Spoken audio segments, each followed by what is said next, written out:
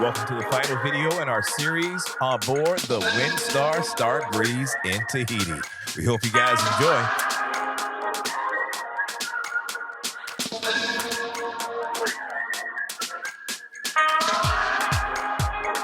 So we've made it to the beautiful island of Bora Bora. This has been a dream of ours for years. I'm sure a lot of people, and it is beautiful when you first lay eyes on it. We're just gonna walk around downtown because we got a big destination discovery event later on. But what are your impressions so far? It is just what I dreamed.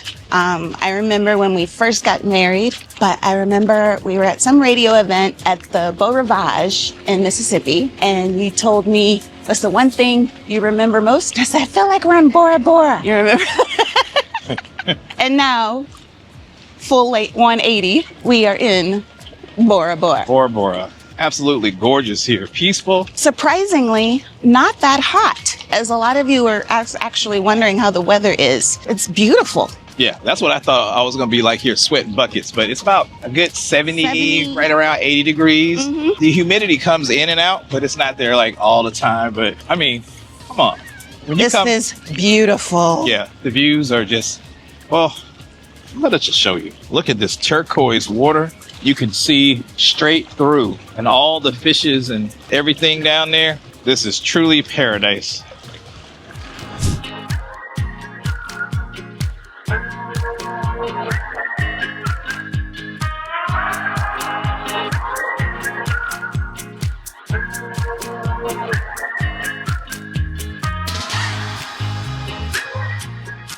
One of the shops. Now, you got to tell them about the French baguette. How popular the French baguettes are here in Roraima. It's the bread of choice.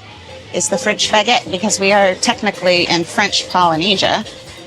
So French, oh my gosh, look at that egg sandwich. It's huge. So have a look, a little arcade, a little shop where you can come in. And you've got little games, little packets. It's pretty dope.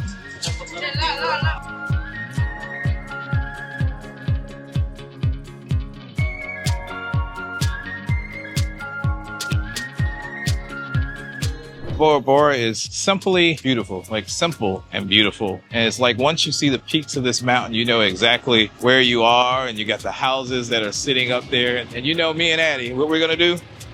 Get local. Is a Twizzy. When we're talking about Twizzies. It's a one-person vehicle. Yeah, that is a Twizzy. So talk about like how much the island costs and why it's such a big deal. Look at there, Twizzies everywhere. Oh, that one had a back seat. Right. Okay, so Bora Bora, it really is beautiful, and they use that to their advantage. Unlike many of the other islands that we have visited on this cruise, Bora Bora is the most expensive. Yeah. Where they price gouge everything because people want that Bora Bora experience. If you want that Bora Bora life, you got to pay that Bora Bora price. Home Depot. Had some fun throwing up the drone, and then some of the kids saw it following us, so I had to follow them. They had a good time. Or some of the teenagers, it was kind of cool. So now we're walking the opposite direction of downtown, just to kind of see what we see this way. We kind of ran into the neighborhoods going back that way. This way it appears to be a couple of more shops, a few different restaurants. So let's see.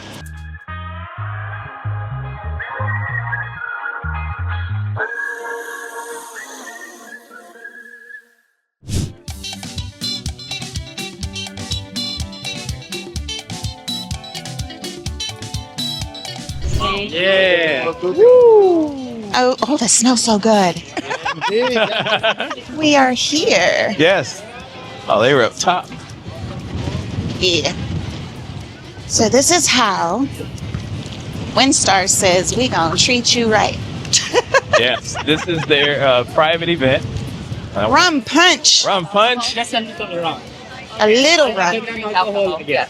I have Gotcha. non-alcoholic at the table. Gotcha. Hello. Thank you. Welcome to the island. Okay. Thank you. Thank you. So we got Welcome to the island.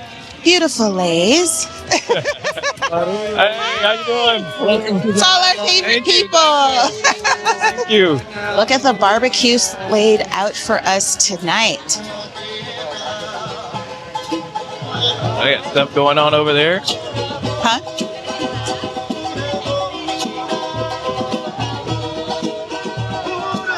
Hey, friend, get closer. There's some sushi, some fresh breads. We've got some charcuterie and fresh salads. Ooh, Tahitian shrimp and artichoke hearts. Tropical slaw. Steamed veggies. Some beautiful rice. Seafood stew. Some potatoes. Hello, Wilbur. Any taste of him? Thank you. And that's what type of fish? Isa mahaw. Lakay. Wahoo fish. Wahoo? Wahoo. Wahoo. Wow. Gotcha. And the guys are killing it on the grill over here. We have lamb and chicken.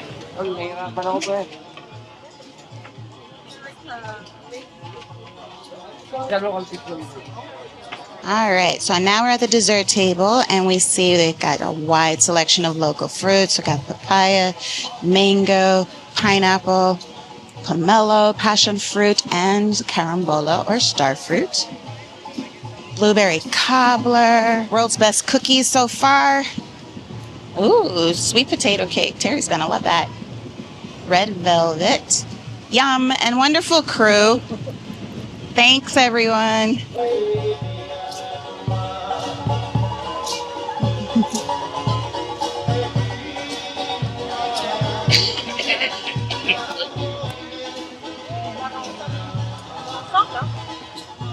My favorites on the buffet for tonight are the grilled lobster and the whole roast suckling pig. It was very, very, very, very tender.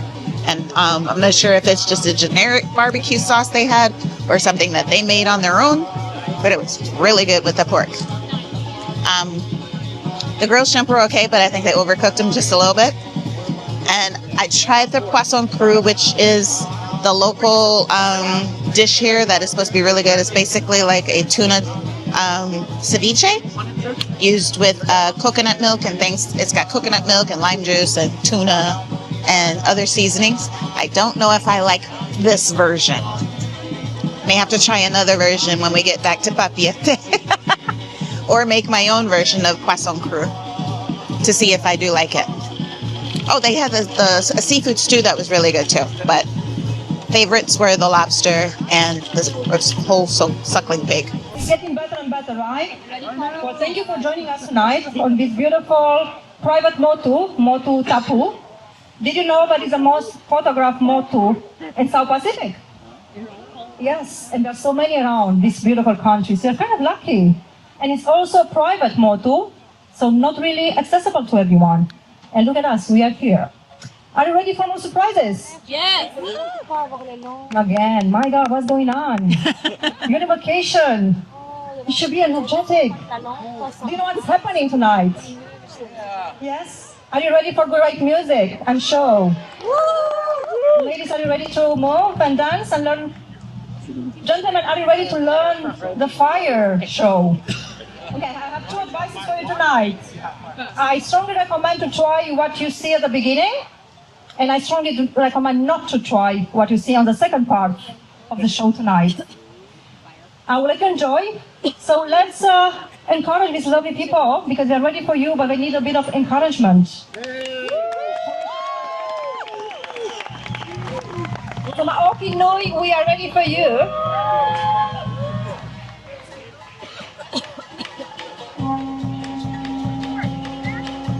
When I tell you we have never experienced an excursion like this one, I don't even know if I can really call it an excursion.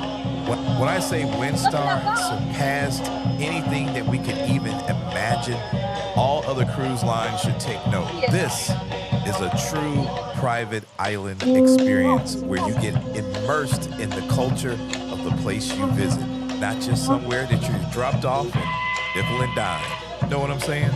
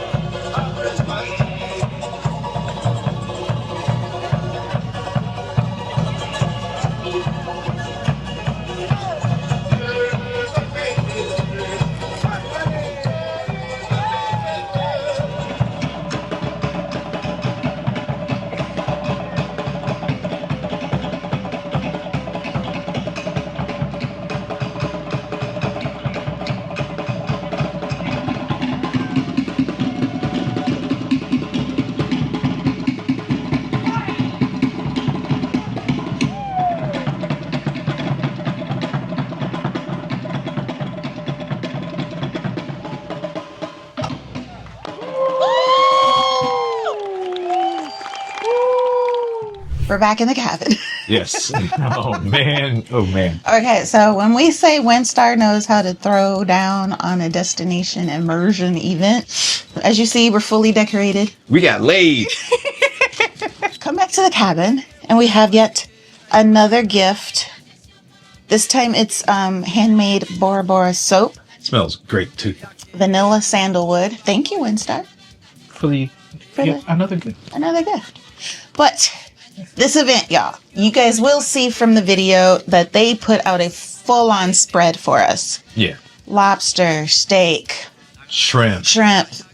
pig Off the whole hog. smoked this whole suckling Two of 'em. pig. Two. And then a variety of different salads and side dishes. It was so much food. It was a true barbecue, man. They had everything. It's gonna be hard to top Elevated. that. Yeah, elevated It's going to be barbecue. hard to top that. And then they had the musicians that played the whole time. And The then, whole of course, time. the show, Where the fire show. Oh man.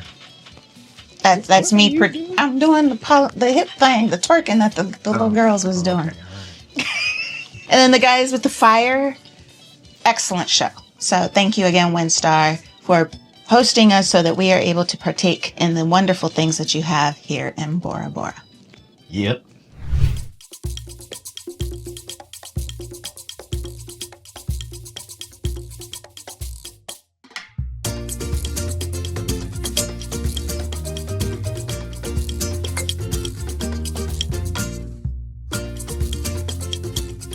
All right, so we are going on the tour. Sure. We're doing the Deluxe Lagoon Tour with our friend Sebastian. This way. Oh, Terry. Oh, And watch your head. got it. Watch your head. Okay? Don't break my phone. No, you're good. I don't know, he got a hard head. Okay, so this is fancy. This is fancy. You don't think we're gonna get wet? You don't think we're gonna get wet? Well, it's a water tour, so I would assume we would be. I mean, but That's on you. I'm thinking of equipment. Where are we heading? I know it's a Deluxe Lagoon Tour, but Terry, tell our viewers what we're doing.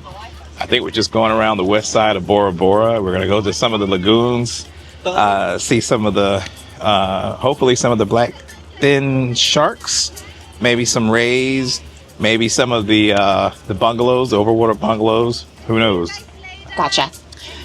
Thank you. Bye, land. We'll be back. Oh, look. No, No. we have the whole boat to ourselves.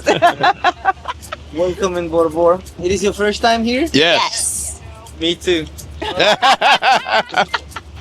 Not your first time, second time. Why not? No? Beautiful. Beautiful. Okay. Do you want to get it with the with? Huh? That's not bad. And we're off.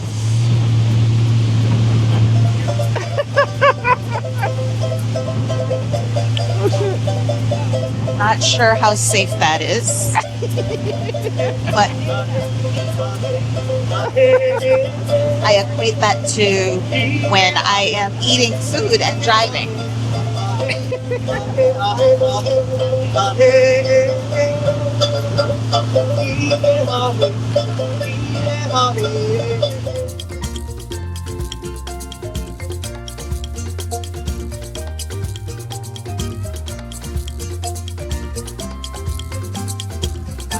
All right, so we just finished up a beautiful 48 hours in Bora Bora. Amazing time, bucket list place, beautiful.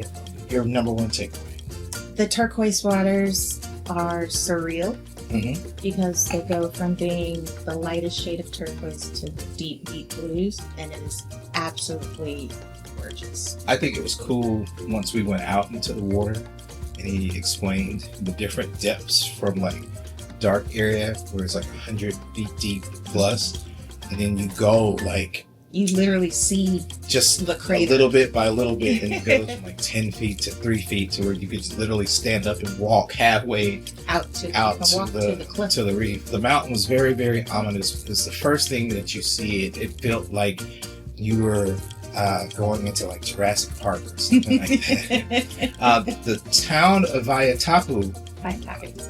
of Vaitape, albeit very small and the only town on the It's literally the island. only civilization. It's not that much. There were a lot of little cute, quaint shops, maybe a restaurant or two. But then, of course, Bora Bora is known for their lavish hotels like the St. Regis and the Four Seasons and the Conrad Bora Bora, the Intercontinental, and the Pearl. And I'm sure there are a couple of more.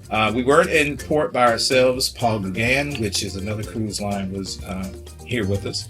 It has been here with us since yesterday. But now we're done. We're getting ready in about an hour to go join the captain for dinner. We were invited by the captain and the executive team to have dinner tonight together. So that will be pretty amazing.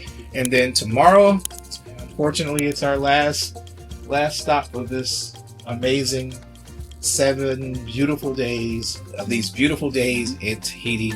And we're going where? Huahine. And we've got one more excursion to go. We hope you like the things that you saw today from Bora Bora, and we can't wait to show you more. And don't forget, if you want to travel like us, you want to see some of these sites, you've grown, you're an adult, you're an empty nester, or maybe you're even solo, you could even be a young adult. We are travel advisors, so feel free to hit us up at addyandterry.com. That's our website. You'll see all our trips, or you can send Addy an email at addy@addyandterry.com, or shoot me an email at terry@addyandterry.com. What's the word for cheers? Manu Hai. Cheers, y'all.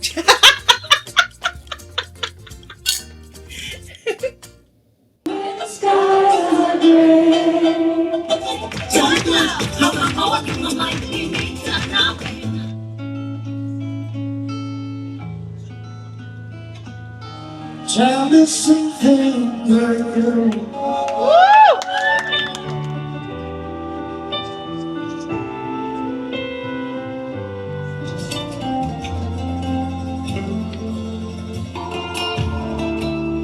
Understand it's not a role I usually play. One for them hood girls, them hood girls.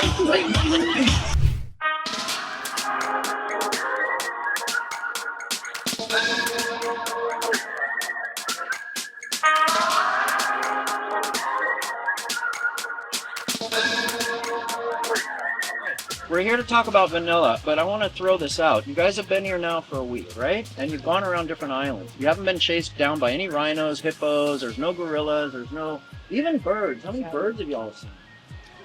You see those little Indian minor birds everywhere, with the yellow beak and the black and gray and white. Those are brought from Indonesia in the late 1800s. Okay, the reason that there's not a lot of animals here is we're in the middle of nowhere. And an island comes up out of the ocean, and once the land can support flora and fauna, it has to be able to get here. So we're going to be adults this afternoon, and anyways, there's 3 ways for stuff to get here. Either on the winds, so ferns came as microscopic spores on the winds. Seeds that are protected by a husk, coconut, can float around. Okay, Florida?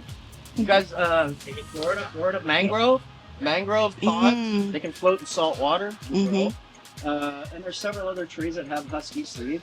They came here on the ocean, they grew. Or, this is why I said let's just be adult, a bird comes, poops, and there's a seed in the poop, and, you know, there's vegetation that grows. But when Polynesians came here 1,000 years ago, that's it. We're going to talk about it with a map later, but the last place in the world to have humans is Polynesia. Starting in Tonga 3,000 years ago, here about 1,000 years ago, and I think I'm repeating myself. I will get confused because I did a morning tour. Did I say it at the last stop or did I say it this morning? But New Zealand, I did say this, 750 years ago, the last place in the world to have people, okay? So when Polynesians got off their canoes here, they came with who they were. What I miss most about the States is multiculturalism. the idea that I can get in a car and go eat Ethiopian food, Mexican food, Brazilian food, Yugoslavian food, Jewish deli, Lebanese grape leaves, whatever, it's there because people from all over the world immigrated in. That's right. So, vanilla. Vanilla is an orchid. It's the only orchid in the world that produces an edible fruit. Now, the last couple of years, the weather has been strange and super hot. So we're in the cool season right now. I don't know if you guys noticed this morning when you woke up, it was kind of a chill in the air. God, it feels so good. Because this year was so blazing hot. We should have vanilla flowers all over the place right now, and we don't. Vanilla originates in southern Mexico, Belize. Mexico is Spain. The Spanish had a lot of the world, including the Philippines.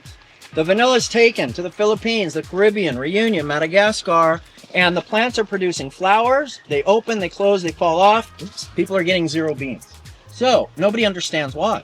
And it's a smart kid. He was a slave. He was 15. He was in Reunion, and he realized that that flower, the pistil has both the male pollen and the female pouch, and something's got to get A into B. And then they realize in Mexico, where the plant originates, there's a bee called the melopone bee who goes around, takes the pollen, puts it in the pouch, flies away, and then you get a bean. So they didn't take the bee all over the world. He came up with a method using a stick sharpened like a pencil. So this flower was fertilized this morning. I told people this morning you could tell it was fertilized because, first of all, it's closing right now because it's going towards the evening. I don't want to screw this up for him. But you see the skin right here? It should be up around the pistil. So somebody physically came and pulled that skin down to expose the pistil. So the pistil's like this. There's a waxy yellow male pollen here, and there's a female pouch here, but something's got to get that into that. So with the stick, bam, bam, there you go. Now that it's placed properly in the female pouch, the flower closes. If it wasn't fertilized, it falls off and leaves a sterile stem. If you guys look at the beans, and some of them are starting to turn brown, it's because they're 9 months old. So there's this analogy with people. It takes 9 months to mature, and when they start to mature, they turn brown. Now the leaves, those flowers, the green beans, there's no vanilla perfume, okay? If you smell vanilla coming in, it's the brown beans on the table, which we'll get to and explain. Anyways, vanilla is an orchid. It loves humidity. The coconut husk absorbs rain and gives humidity to the plants. Orchids don't like too much sun, so this tarp is going to cut out part of the sun.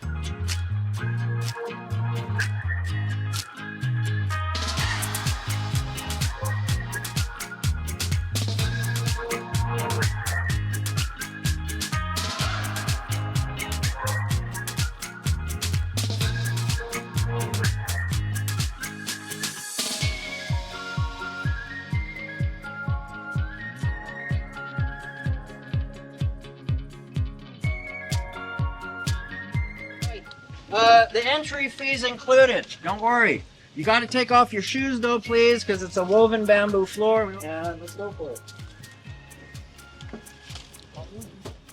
Genetics is amazing. What we've learned and learning from genetics is mind-boggling. But it's really turning everything upside down. We all have these belief systems, and genetics is going, you know what? That's true. You know, that's not true. That's not true. In the 90s, early 90s, we didn't have genetics. So the story of where Polynesians came from was based on linguistics. So this is a map of the Austronesian language family. It's the largest language family in the world. There's at least 1,200 dialects within the family. The languages in Polynesia, Micronesia, Melanesia, Island Asia, and plenty Madagascar off Africa, going up into Taiwan, Philippines, Borneo, Indonesia, coastal pockets of Vietnam, Cambodia, Myanmar,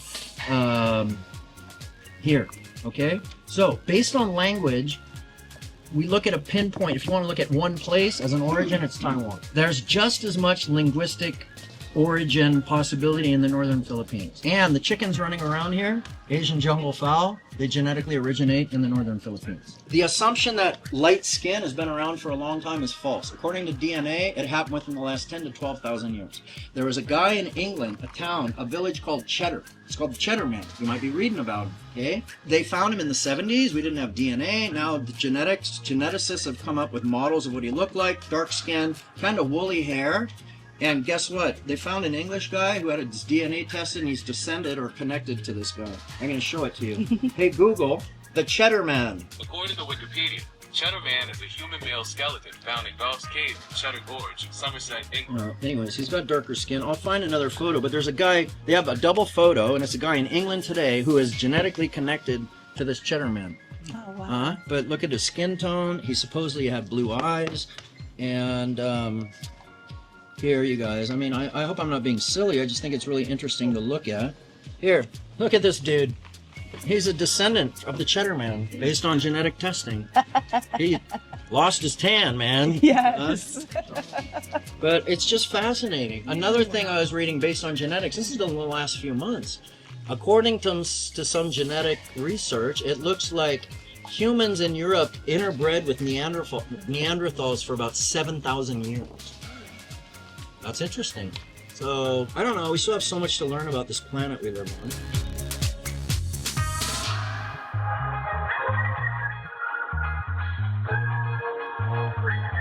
Thanks for hanging out with us today. If you're all about discovering cool spots like this, then don't forget to hit subscribe so you can roll with us on more adventures. There's so much more we got to show you, and we can't wait to take you along. Catch y'all next time.